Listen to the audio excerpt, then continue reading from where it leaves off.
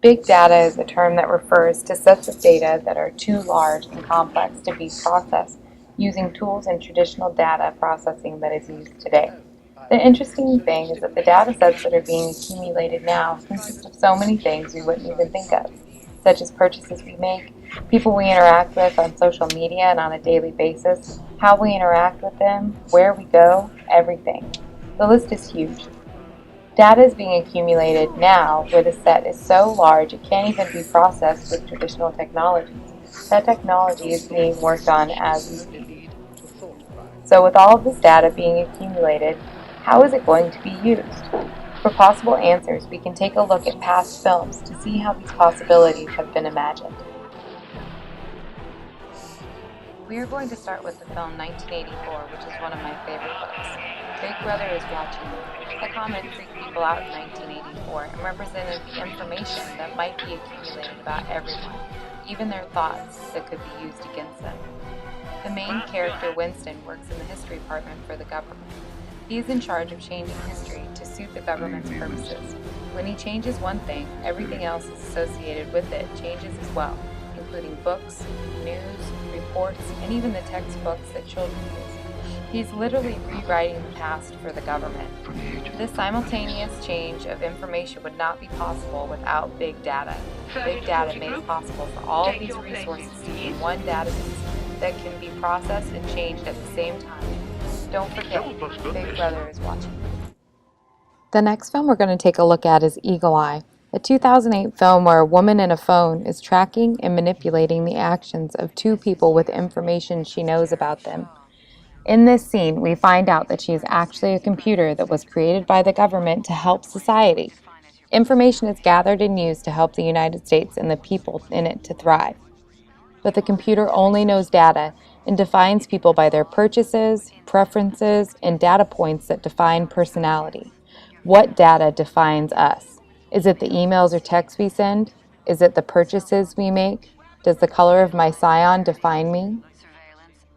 Another question that this brings up is the questions of computers and how they might use this information.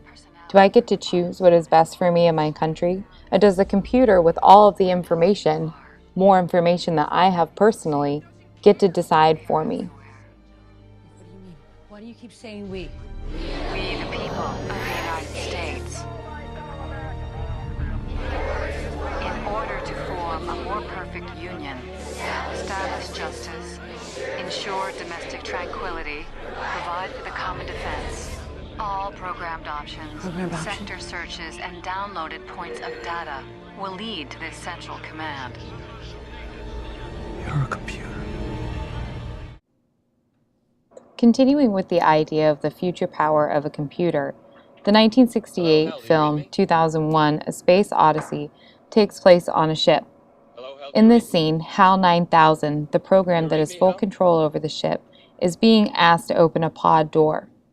I want to take a minute to note that even though the voice of HAL is played by Douglas Rain, he doesn't quite sound human and he doesn't quite sound like a machine. It's very creepy.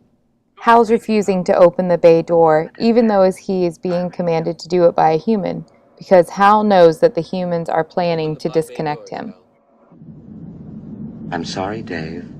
I'm afraid I can't do that. What's the problem? I think you know what the problem is just as well as I do. What are you talking about, Hal? This mission is too important for me to allow you to jeopardize it. I don't know what you're talking about, Hal. I know that you and Frank were planning to disconnect me, and I'm afraid that's something I cannot allow to happen.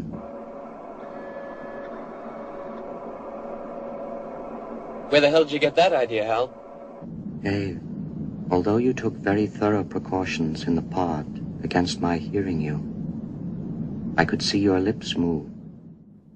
HAL was able to read their lips because of the big data that he had been accumulating since they had been on the ship. And all of this information needs to be linked so that HAL knows what they are saying. So once all of this data is being gathered about everything, how will humans choose to use it? And will computers be able to use this information to make choices for themselves one day?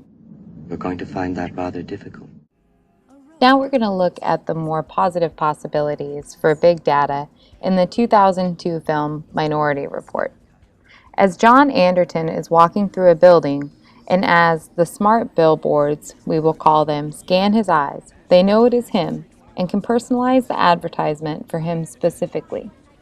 This includes his name and even what kind of Lexus he might prefer when he walks by that specific smart billboard.